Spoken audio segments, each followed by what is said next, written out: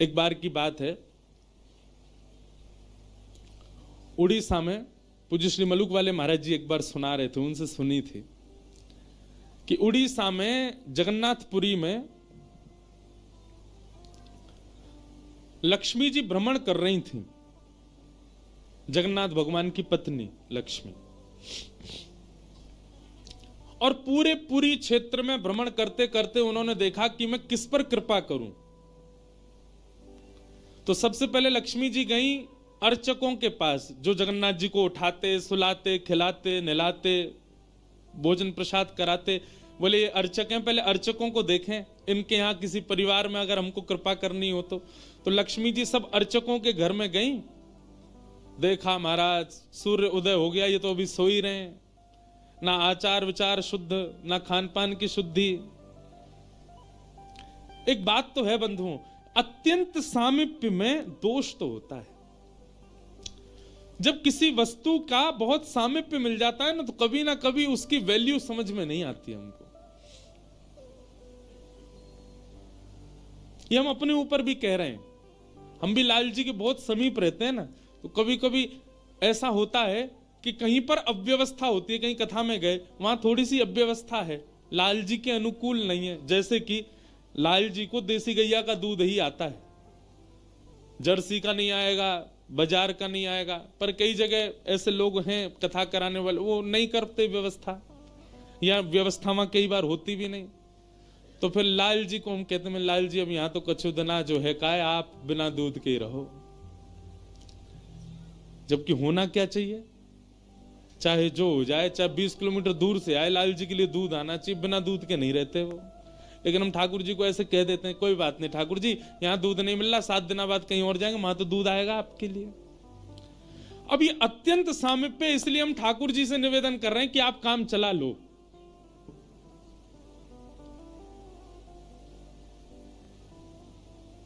महाराज जब नया नया ब्याह होता है ना घर की लाली का, तो दामाद जी पहली बार जब घर आते हो, दामाद जी कोई डिमांड कर दें कि ये मिठाई खानी है, तो सारे जितने घर के साले होते हैं, घर के बड़े, वो 50 किलोमीटर भागते हैं, जीजा जी के लिए लेके आना है, उन्होंने मांगा है। और वही दामाद जी 10 साल बाद आके कुछ कहे, बोले अब जीजू रहने दो,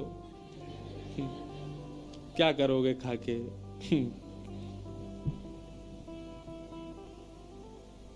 या फिर पहले ही फोन कर देते हैं, आप आएंगे, वो रास्ते में ही पड़ेगी दुकान, खुद ही लिया ना। अत्यंत सामीप्य के बाद में कहीं ना कहीं हमारा भाव जो है वो धीरे धीरे घटने लग जाता है। कभी कभी मैं आपसे भी निवेदन करूं, ठाकुर जी से भी विरह मांगो, हे नाथ कहीं मैं आपके बहुत समीप ना आ जाऊं, बहुत समीप आकर के कहीं मैं आपके प्रति मेरा भाव कम ना हो जाए। तो लक्ष्मी जी ने देखा महाराज सबरे पुजारी, अर्चक, साधक लेट लेट तक सो रहे हैं, ना आचार विचार शुद्ध, ना खान पान की शुद्धि, ना वस्त्रादि धुले हुए, एक ही वस्त्र हैं, 5-5 दिन तक उन्हीं को पहनने हैं। लक्ष्मी जी बोली ये मेरे रहने लायक स्थान नहीं है, इसको यहां नहीं आऊंगी मैं। और तभी लक्ष्मी जी ने आगे जाकर के देखा कि वह परिवार जिनको झाड़ू लगाने की सेवा थी, नाली आदि साफ करने की सेवा थी, जिनको मंदिर में प्रवेश तक नहीं करने दिया जाता, उनके घर में गोबर का चौका, सब ब्रह्म मुहूर्त में उठ गए हैं, तुलसी जी को जल दे रहे हैं, घर में बिल्कुल शुद्ध भोजन बन रहा है, आचार विचार की शुद्धि, हाथ स्वच्छ हैं, पैर बच, जन्म से उनकी जाति कहीं ऊंची नहीं है, लेकिन बाकी सब कुछ उनका स्वस्थ था, बिल्कुल शुद्ध था। एक बात याद रखना बंधु, लक्ष्मी जी की कृपा चाहते हैं ना, पवित्र रहना प्रारंभ कर दो। लक्ष्मी जी को पवित्रता बहुत प्रिय है। आपने आज जो वस्त्र पहने, कल अगर आपने पहन लिए, लक्ष्मी जी तुरंत चली जाएंगी। इतनी भी अपवित्रता लक्ष्मी जी को प्रिय नहीं है। लक्ष्मी जी बोली ये अच्छी है, इसके यहां मैं जाऊंगी। लक्ष्मी जी प्रत्यक्ष प्रकट हो गई उनके घर में जाकर के। अब वे तो बेचारे छोटे मोटे लोग, बेचारे ज्यादा धनवान तो थे नहीं।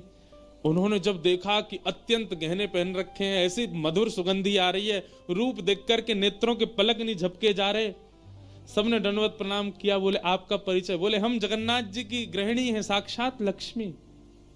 वे सब घर के लोग, अरे हमारे घर का तो जल भी आपके स्पर्श योग्य नहीं है, हम तो ऐसे लोग हैं, हम तो नीचे लोग हैं। ये लक्ष्मी जी बोली ये सब बात नहीं करो, हम लोग ठाकुर जी ये सब विचार नहीं करते।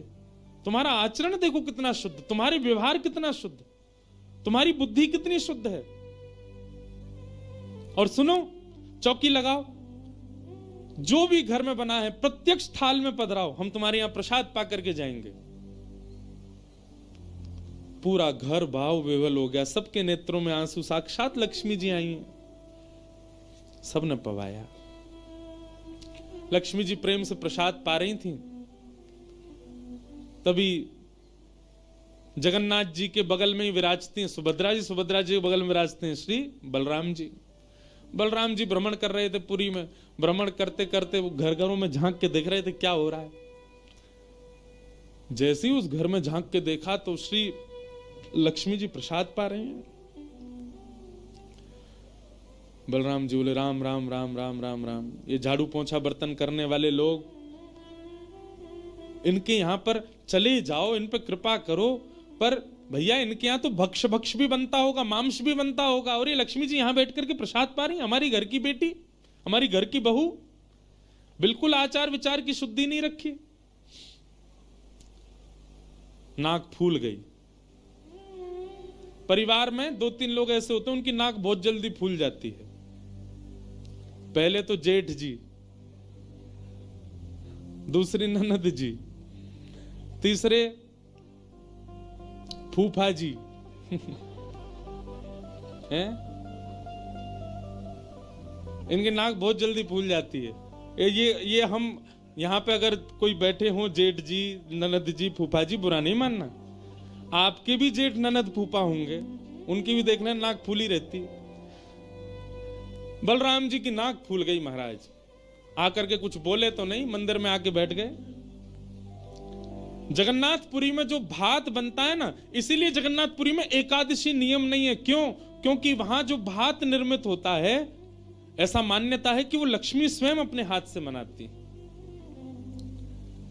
जगन्नाथपुरी के रसोई घर में जितने भी हमारे अर्चक लगते हैं, प्रसाद बनाने वाले, उन सबको मानसी भाव से ऐसी भावना रखनी पड़ती है कि हम जगन्नाथ जी की गृहिणी लक्ष्मी हैं, तभी वो भात निर्मित करके ठाकुर जी को पधरा सकते, नहीं तो ठाकुर जी भोग नहीं लगाते।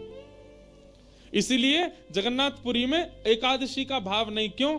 एकादशी के दिन अन्न में पाप का निवास होता है, और लक्ष्मी जिस अन्न को छू दे उसमें पाप कैसे आ सकता है? इसलिए एकादशी के दिन तो स्कंद पुराण में कहते हैं आकंठ पाना चाहिए, मतलब जितना रोज पाते हो उससे दुगना पाना चाहिए एकादशी वाले दिन जगन्नाथपुरी में, क्योंकि लक्ष्मी जी ने बनाया है।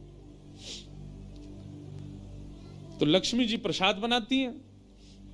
जैसे ही भोग रखा गया जगन्नाथ जी के आगे, बलभद्र सुभद्रा जी तुरंत हाथ पांव धो के बैठ गए। बलराम जी अपने सिंहासन से ही नहीं उठे, नाक फुला के बैठे।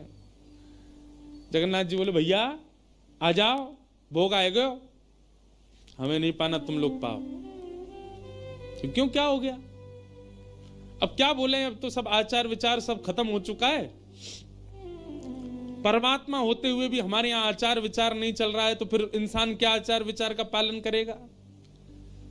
जगन्नाथ जी बोले भाई कोई बात पे बुरा मान गए जे, तो इनसे बात करें।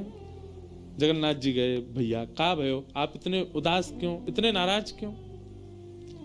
सब बात बताई बलराम जी ने। बोले लक्ष्मी जी आज सुबह सुबह एक ऐसे के घर में गई और वहां जाके प्रसाद पा रही थी, बिल्कुल विचार नहीं किया, कहां शुद्धता कहां अपवित्रता। हम तो इनके हाथ का बना भोजन नहीं करेंगे। अब जगन्नाथ जी बड़ी दुविधा में पड़ गए। यदि पाऊं तो भैया नाराज बैठे, भैया कहेंगे मैं नाराज हूं, इससे को कोई फर्क नहीं पड़ा है, फिर भी पा रहा है। और नहीं पाऊं तो लक्ष्मी जी टेढ़ी टेढ़ी देख रही हैं कि मैंने बनाया, ये पा क्यों नहीं रहे। जगन्नाथ जी बोले लक्ष्मी जी को तो मना लिया जाएगा बाद में, पर ये नहीं माने ना, ये तो शेषनाग हैं, इनको ज्यादा ही क्रोध आ गया तो जोर से सिर हिला देंगे, प्रलय और हो जाएगा।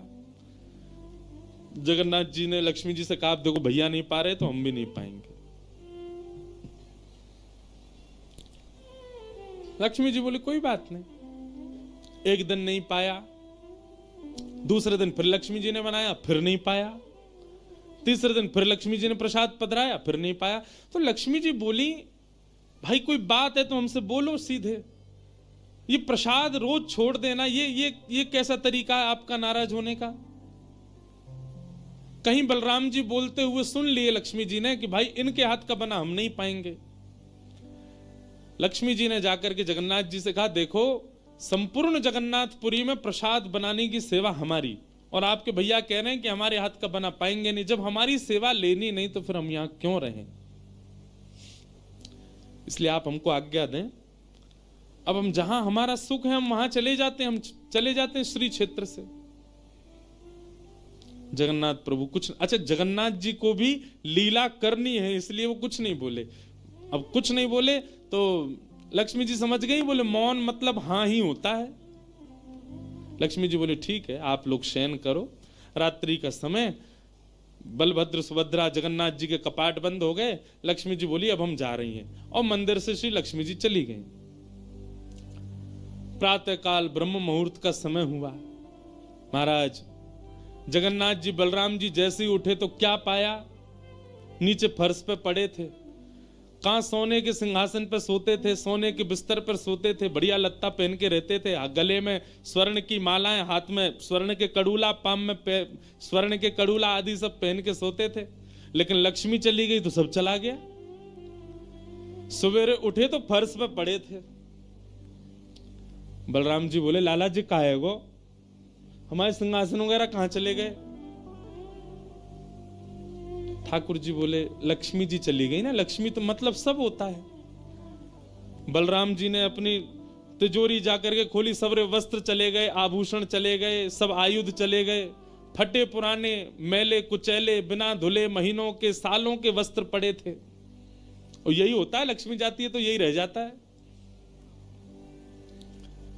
लेकिन बलराम जी भी अपनी पूरी उसमें थे, बोले कि हम भी कुछ नहीं कहेंगे, ठीक है जैसे हैं वैसे रह लेंगे, कोई लक्ष्मी जी के जाने से हम पे फर्क थोड़ी पड़ रहा है। चल लाला भोजन को समय है, क्यों प्रसाद पामे।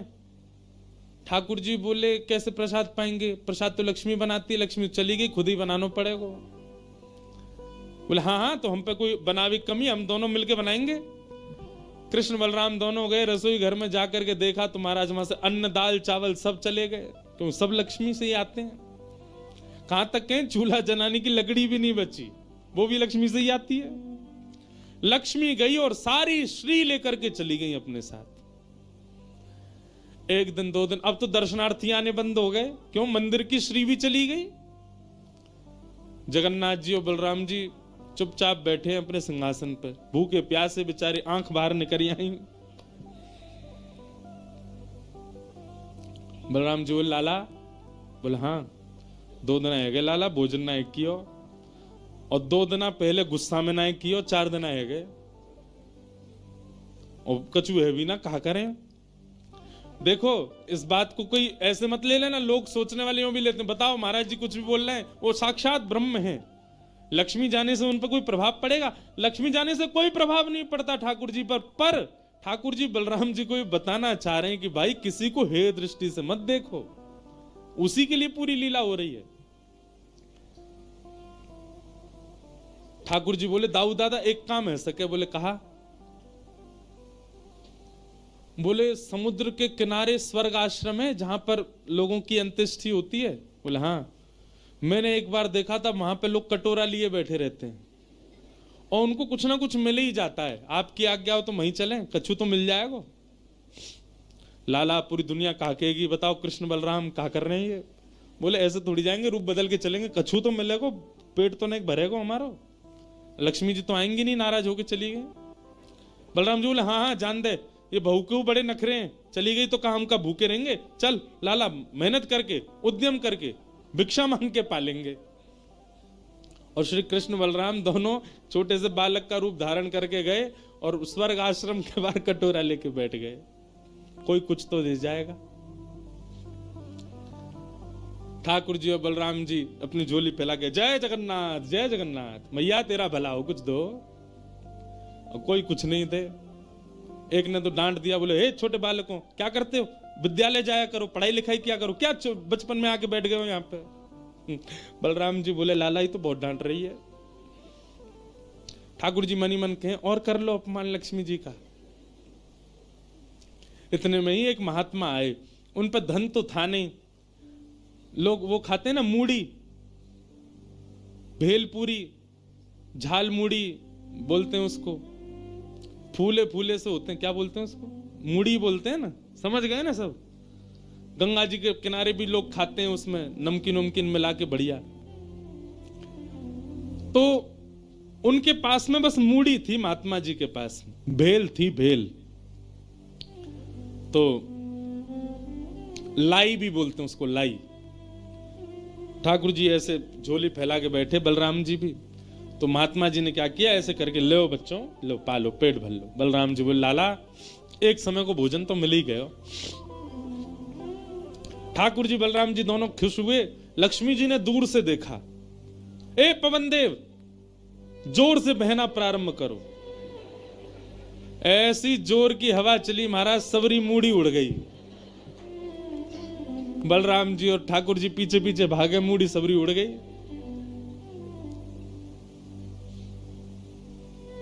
बलराम जी बोले लाला ये क्या हो गया? बोले भैया हम संकोच में कुछ कहते नहीं, आप बड़े भैया, पर हम एक बात कहें, ये लक्ष्मी के बिना सब हाल हो रहा है हमारा। ठीक है बहू है, आपने समझा देते, आप भी बिल्कुल नाक फुला के बैठ गए, गुस्सा है के बैठ गए, चली गई बेचारी। यदि वे प्रसन्न हो जाए तो फिर सब ठीक है जाएगा। अरे ना बेटा कोई बात नहीं, हम तो क्षमा मांग लेंगे, तेने पहले क्यों ना कही मोते। ठाकुर जी बोले अब कोई बात नहीं, अब चलते हैं, ढूंढे उनको कहां है। पूरे पुरी में ढूंढा, कहां है लक्ष्मी जी। लक्ष्मी जी उसी कन्या के घर में थी, उसी घर में थी जहां देख करके बलराम जी को हीन भावना आ गई थी। बलराम जी लेके गए, लाला यही घर में बैठी जब मैंने देखी काई। वहां जाकर के देखा तो महाराज उस घर में बिल्कुल जैसे मंदिर की रौनक होती है, ऐसी रौनक उस घर की हो रही थी। फर्श लगे हुए हैं, बढ़िया सोने चांदी के बर्तन रखे हैं, एक जगमगा रहा है मणियों से पूरा घर भवन। और बाहर बैठ करके उस महिला के जिसके ऊपर कृपा की थी लक्ष्मी, उसके बालक भर भर के सामग्री दे रहे हैं लोगों को, भोजन की सामग्री, वस्त्र ले जाओ, ये ले जाओ, कोई गरीब कन्या के लिए धन ले जाओ, राशि ले जाओ, सोने की मोहर ले जाओ। लक्ष्मी जी बैठी है घर में। ठाकुर जी बोले अब लक्ष्मी जी तो नाराज हैं, भैया एक काम करें, हम भी लाइन में लग जाएं, कछु मांग लें, लेके चल दें। जैसे ही ठाकुर जी और बलराम जी लगे कतार में, भीतर से लक्ष्मी जी को देख के दया आ गई। मेरे प्राणनाथ, ये चाहे तो सर्वसमर्थ हैं, परंतु बलराम जी को बताने के लिए पूरी लीला कर रहे हैं। लक्ष्मी जी तुरंत बाहर आई और दोनों को इशारा किया, आप लोग इधर आओ। बलराम जी बोले देख बहू तू नाराज मत हो, हम ते गलती है गई, और वैसे गलती तेरी भी कम नहीं, तो को नहीं जानो चाहिए ऐसी जगह। लक्ष्मी जी बोली दाऊ दादा, ठाकुर जी के लिए सब अलाव है, हमारे लिए इतने बंधन। वे किसी भी भक्त पर कृपा करने जा सकते हैं, वहां पर जात पात नहीं देखी जाती, वहां पर यह नहीं देखा जाता कि भजने वाला कौन है, ब्राह्मण है, क्षत्रिय, वैश्य कौन है, सब पर वो अनुग्रह कर सकते हैं। तो फिर हमारे ऊपर इतनी रोक टोक क्यों? और किसी के जन्मगत व्यवहार से उसका पूरा जीवन नहीं आंकना चाहिए, उसके स्वभाव व्यवहार से देखना चाहिए कि वो है कैसा। कहां आप कहते हैं कि ब्राह्मण सर्वश्रेष्ठ, और वो देर देर तक सो के उठ रहे हैं, उनके यहां शुद्धि नहीं, वस्त्र 4-4 दिन तक पहन रहे हैं, एक महीना एक ही धोती में निकाल रहे हैं। आप कह रहे हैं कि वो श्रेष्ठ, और ये लोग जो इतनी पवित्रता का ध्यान रखते हैं, इन पर कृपा ना हो। हमारे अनुसार तो जो अपने कर्म से शुद्ध है वो शुद्ध है। बलराम जी और ठाकुर जी दोनों मान गए, जैसी आपकी इच्छा। बोले नहीं, आज के बाद हम आपसे एक नियम चाहते हैं। क्या? बोले श्री जगन्नाथपुरी में नियम कर दीजिए। बोले क्या? जिस महाप्रसाद को ब्राह्मण पाएगा उसी महाप्रसाद को शूद्र भी पाएगा, दोनों को समान फल मिलेगा। और यहां महाप्रसाद का ऐसा नियम रखा जाए कि अगर एक ही पत्तल में दोनों बैठ करके पालें तो दोनों को समान पुण्य प्राप्त होगा। महाप्रसाद पाते ही, अन्य तीर्थों में तो बहुत साधन करने पड़ेंगे, पर पुरी में आकर के कोई एक दिन का भी यदि महाप्रसाद का पाले तो उसको सर्व साधनों का फल प्राप्त हो जाए। और किसी भी प्रकार से यह ना देखा जाए कि कौन किस वर्ण का है, वो स्वभाव से शुद्ध होना चाहिए। हम सबको हृदय लगावे। अगर ये सब आपको मंजूर हो तो मैं राजी हूं। राजी हुए और तब से श्री जगन्नाथपुरी में ये सब नियम नष्ट कर दिए गए। महाप्रभु जी सबके लिए सुलभ हो गए। कहां तक कहें, जब ठाकुर जी बीमार होते हैं ना, तो ठाकुर जी की सेवा ब्राह्मण नहीं करते, अन्य वर्गों की ही सेवा होती है श्री ठाकुर जी की। वे ही ठाकुर जी को अंतरंग भाव से सेवा करते हैं, उन्हीं से ही ठाकुर जी प्रसन्न होते हैं। तो व्यक्ति का व्यवहार, स्वभाव, उसकी विचारधारा वो उच्च होनी चाहिए। वो जन्म से कौन है इससे फर्क नहीं पड़ता। सनातनी परंपरा है, परंपरा का निर्वहन होना चाहिए, परंपरा का पालन होना चाहिए, परंतु हे दृष्टि के साथ ठाकुर जी नहीं रखते तो हम क्यों रखें। तो रैदास जी को ठाकुर जी प्राप्त हुए। रैदास जी उनकी सेवा करने लगे। उनकी सेवा से कुछ लोग परेशान हो गए। उन लोगों ने कहा कि भाई इसके तो बड़े भगत होने लगे, इसके यहां तो बड़ी भीड़ जाने